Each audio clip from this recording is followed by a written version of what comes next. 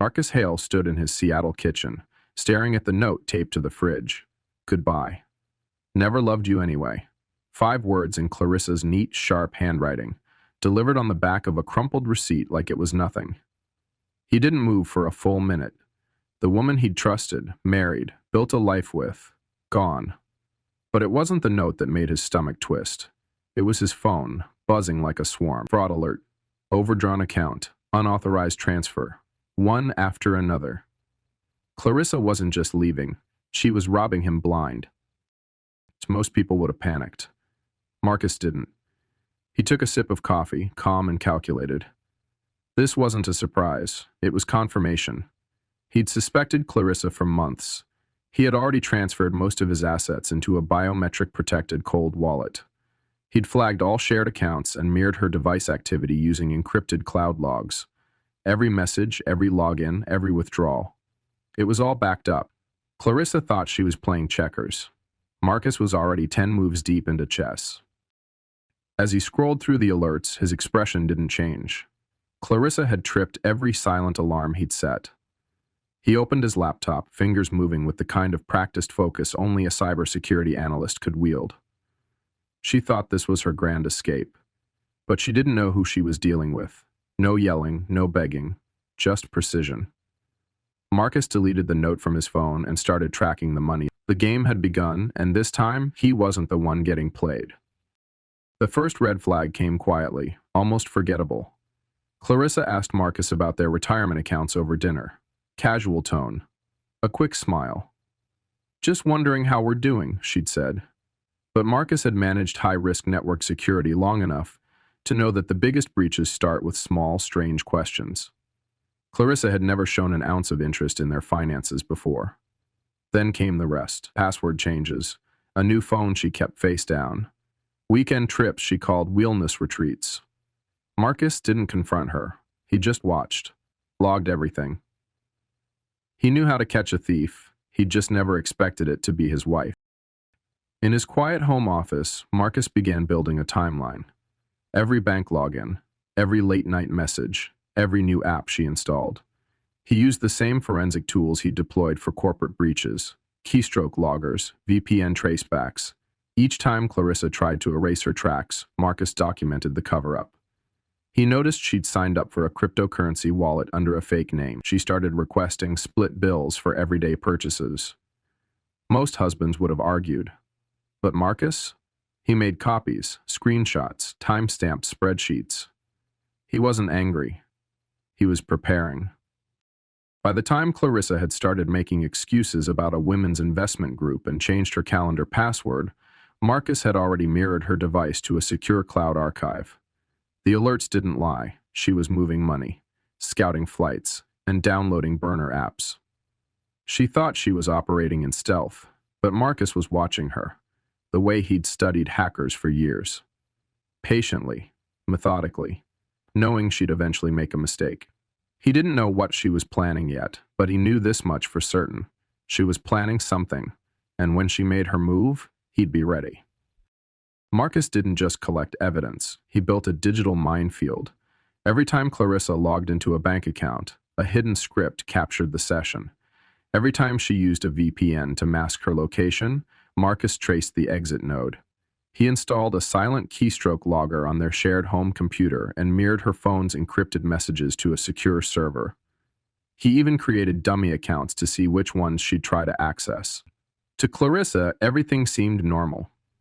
But in reality, she was walking through a maze Marcus had coded himself, with cameras at every corner. He organized the data like a case file: asset movement, behavioral changes, device logins. Each folder grew by the day. Clarissa's browser history revealed late-night searches for foreign banking laws and offshore trusts. Her cloud drive was filled with scanned IDs, false employment records, and travel bookings under aliases. Marcus traced the digital fingerprints of someone rehearsing an escape. But the real twist? She was sloppy. Her transactions pinged from the same Starbucks near her yoga studio. Her burner email accounts linked to her real phone number. She was committing digital fraud, and Marcus had receipts. The trap wasn't just technical. Marcus knew that exposing her wouldn't be enough. It had to be timed. He flagged her crypto transfers, tracked a hidden wallet she was slowly funding, and preemptively locked down the joint accounts. She had no idea that the very platforms she was using to steal from him were feeding him her entire playbook. And when the time came to strike, he wouldn't just be ready. He'd be waiting with the full force of truth, data, and law on his side. 2 days after Clarissa vanished, Marcus's phone lit up with a number he didn't recognize. He almost ignored it, until instinct kicked in. "Is this Marcus Hale?" the voice on the other end asked. I'm Peter Lawson. I think we have something in common. Her name was Cassandra Vale when I knew her." Marcus didn't breathe. Peter went on. Same smile, same story. Quick romance, shared accounts, and then she took everything. Marcus's chest tightened, not with shock, but with grim confirmation. Clarissa had done this before, and he wasn't her only target. He was just the latest. Within 48 hours, Marcus had spoken with 3 more men. Different cities, different names. Cassandra, Clarice, even Valentina once. But always the same outcome. Promises of love. Investments made, money drained. The pattern was unmistakable. Clarice wasn't a spontaneous thief. She was a professional, a romance scammer with a script that worked like clockwork. One man lost a vintage car collection. Another, his retirement fund. Each thought they were the only one. But Marcus was pulling the curtain back. He created a private folder labeled Victims. It was more than documentation. It was a war room. Every call, every detail, recorded and archived. Marcus didn't just want to protect himself anymore. He wanted to bring her entire operation down. These men had been too ashamed to report her. But Marcus wasn't ashamed. He was furious. And he had the skills to do something they couldn't. Clarissa thought she'd ghosted him into silence. Instead, she'd awakened something far worse. A man with nothing left to lose, and a firewall for a heart.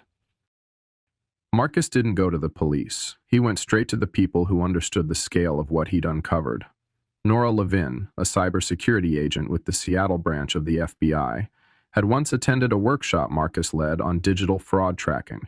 He still had her card, tucked away in a drawer. When he emailed her with a single subject line, although multiple witnesses told police that she'd been Hyde, she'd just... They met the next morning in a secure office where Marcus laid out everything. The logs, the burner accounts, the offshore transfers, the list of men she had conned. Nora listened intently, eyes scanning each folder with growing concern. "This isn't just financial fraud," she said, flipping through the timeline Marcus had mapped out. "This is organized exploitation, multiple aliases, premeditated financial movement, false identities. This is a federal case." She explained that Clarissa had been flagged before, but no one had ever had the level of evidence Marcus had compiled. It wasn't just compelling, it was airtight. Marcus had done the kind of digital forensics it usually took entire FBI teams weeks to gather. And he was just getting started. Together, they formed a plan. Nora began opening formal investigations into the other victims' reports, and Marcus granted access to every encrypted file he had created. He wasn't just a witness, he became a lead investigator. And the deeper they dug, the uglier it got. Clarissa had ties to fake consulting businesses, cryptocurrency laundering, even potential visa fraud. But this time, she wasn't just a name on a report. Thanks to Marcus, she had a digital trail, and the feds were closing in. 3 weeks after vanishing, Clarissa reached out. A short, calculated message. "I messed up. Can we talk?" Just one last time. Marcus stared at the screen, unreadable. It was textbook, emotional manipulation laced with false vulnerability. But what Clarissa didn't know was that Marcus had already flagged the IP address she used. She was still in Seattle. The FBI, now running point, moved fast. Nora set up a sting. They chose a neutral cafe near the waterfront, a place bustling enough to blend in, with exits watched by plainclothes agents. Marcus agreed to meet Clarissa alone. At least, that's what she thought. The morning of the meet, Marcus dressed like the man she left. Casual, buttoned-down calm, eyes no sign of the storm beneath. He arrived 10 minutes early, wire in place, his phone transmitting live audio to the surveillance van down the block. Clarissa walked in with the same poise he remembered. Hair curled, lips glossed, betrayal disguised as charm. She smiled like nothing had happened. I'm mistaken. He didn't flinch. He just asked, "How much do you need?" Clarissa leaned in, eyes wide with rehearsed sincerity. "If I could just access that last investment wallet, the one with the crypto, we could fix this." That was the cue. Marcus gave the signal. He tapped his mug twice. In seconds, FBI agents swarmed. Clarissa barely had time to register the movement before she was cuffed and read her rights. Her expression, for the first time, to form confidence shattered. She had no idea this would be her last con. But Marcus did. And this time, she'd played into his hands. Clarissa barely blinked as the cuffs clicked around her wrists. But beneath the surface, Marcus could see the cracks forming. She tried to smile, to charm the agents, insisting it was all a misunderstanding. "You don't understand," she pleaded. "He's my husband." But the FBI didn't hesitate. As they led her out of the cafe, the press of cameras from a tipped-off journalist made her flinch. This wasn't just a breakup, it was a public takedown. What she didn't know was that Marcus had planned this part too. She wasn't just being arrested, she was being unmasked. While Clarissa was en route to federal processing, Agent Nora received a second alert. Unauthorized login attempt from Marcus's home network. Someone was trying to access the dummy crypto wallet Clarissa had asked about, but Marcus had set a honeypot, a fake portal designed to lure hackers in. The intruder fell for it instantly. Within minutes, the signal pinged back to a rental property across town. The FBI moved fast. They caught him mid-keystroke, a man named Simon Vale, Clarissa's so-called cousin. In reality, he was her silent partner, tasked with laundering the stolen money.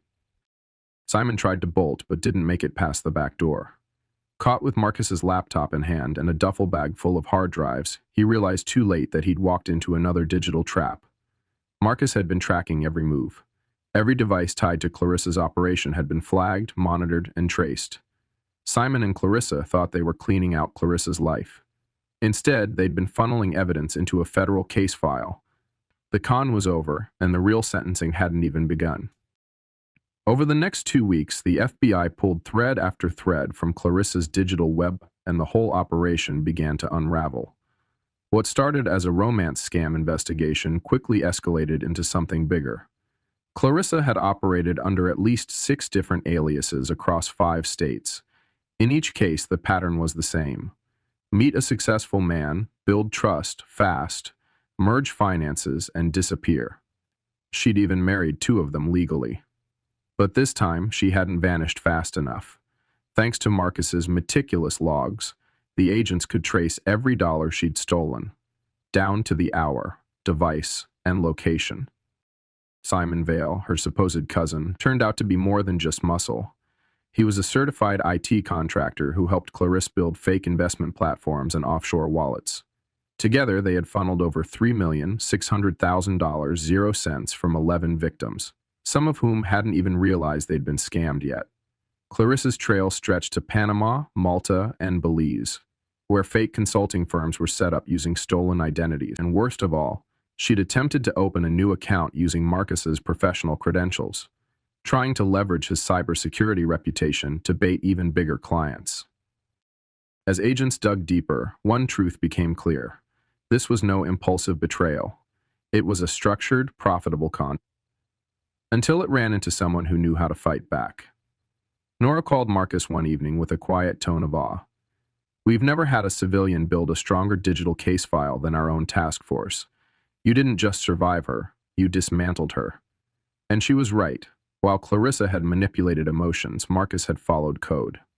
And in the end, code doesn't lie. The courtroom was packed the day Clarissa Morgan stood trial. Cameras buzzed outside as reporters jostled for sound bites. Inside, Marcus sat calmly in the front row, flanked by Agent Nora and 2 of Clarissa's former victims. Clarissa wore a beige prison jumpsuit, her once meticulous hair tied back, her face pale and unreadable. As the prosecutor laid out the evidence, Marcus's logs, the tracking data, the offshore transactions, the room was silent. It wasn't just compelling, it was undeniable. The jury barely needed deliberation. Clarissa was found guilty on multiple counts of wire fraud, identity theft, conspiracy, and cyber financial crimes. Simon Vale took a plea deal days before the trial, providing full access to their server architecture and helping the FBI recover nearly $2 million, 0 cents in assets. His cooperation didn't spare him prison, but it strengthened the case against Clarissa. She was sentenced to 27 years in federal prison without parole. Simon received 18 years. As the judge read the sentence aloud, Clarissa looked back at Marcus, but he offered her nothing. No anger, no pity, just closure. After the verdict, Marcus walked out of the courthouse into a rainy Seattle afternoon. The weight of the past few months finally lifted from his shoulders. Justice had been served, not just for him, but for everyone she'd manipulated. Outside, a reporter asked, "Any words for Clarissa?" Marcus paused only briefly. "Yeah," he said. "She should have picked someone else." Then he walked away, not as a victim, but as a man who turned heartbreak into a blueprint for justice. 6 months after the trial, Marcus Hale had settled into a new rhythm. His downtown Seattle loft overlooked Elliott Bay, a quiet space filled with light and peace. Gone were the security monitors and crisis folders. In their place were blueprints for something new. After the FBI trial, he'd been approached by multiple agencies and firms. They didn't just want to thank him, they wanted to hire him. With his experience and precision, Marcus launched TraceCore Solutions, a cybersecurity consultancy specializing in fraud detection and personal digital defense for high-risk professionals. Clients came from across the country: CEOs, influencers, even law enforcement agents, seeking help after financial breaches, blackmail threats, and coordinated scams. Marcus didn't just advise, he educated. He taught them how to spot the red flags he once ignored, how to armor their digital lives, how to read between the lines of a well-crafted lie. Clarissa had destroyed a version of his life, but in doing so, she'd awakened a deeper purpose. Marcus was no longer just cleaning up fraud. He was preventing it before it could ever take hold. One afternoon, while reviewing client files, Marcus received an email with the subject, "I think she tried to scam me too." Another voice, another victim, another path forward. Marcus cracked his knuckles and opened a fresh case file. He had turned pain into strategy, betrayal into leadership. Clarissa had thought she'd broken him. Instead, she became the reason he was now changing lives. And as long as there were people like her out there, Marcus had work to do. And this time, he was choosing the terms on his own terms. Looking back, Marcus realized the greatest betrayal wasn't the stolen money or even the faked love. It was that Clarissa believed he wouldn't see it coming. She underestimated the very thing that had always defined him, his ability to see patterns, to follow quiet trails others missed. But what started as a personal war for justice became something bigger. Marcus learned that there are people in this world who thrive on deception, and others who quietly sharpen their tools in the background, waiting for the moment truth needs a voice. Clarissa taught him that no relationship, no matter how intimate, should be exempt from boundaries, transparency, or accountability. But she also taught him something more valuable, that pain, when channeled with purpose, can build something unshakable. He now sees red flags not as regrets, but as early warnings that saved him. He doesn't regret that Blake likes books, which she found at Vance for Split, as expected of a relationship, but protecting himself sooner. The real victory wasn't in seeing her sentenced. It was in reclaiming his agency, his clarity, and his future. In a world full of noise and shadows, Marcus chose to become the firewall. And from here on out, no one would ever write his story but him. So the story of Marcus Hale isn't just about betrayal. It's about transformation through clarity, purpose, and power. The greatest lesson he learned was that trust, while beautiful, should never come at the cost of self-awareness. Love doesn't mean turning a blind eye to warning signs. Through Clarissa's deception, Marcus rediscovered the strength of his own instincts. He realized that boundaries are not walls, they're safeguards. And while she tried to exploit his logic, she underestimated his discipline. This experience taught Marcus that vulnerability, when paired with preparation, can become invincible. The heartbreak became his blueprint. Instead of falling apart, he leaned into what he knew best: strategy, precision, and truth. He didn't just recover, he built something stronger than before. Marcus learned that surviving isn't the goal, thriving is. And true victory comes not from revenge, but from using the pain to protect others. His story is a reminder that no matter how sophisticated the lie, the truth always leaves a trail, and it only takes one person with courage and clarity to follow it. The next time someone tries to break him, they'll realize Marcus doesn't break, he builds. And from now on, he protects more than just data. He protects dignity.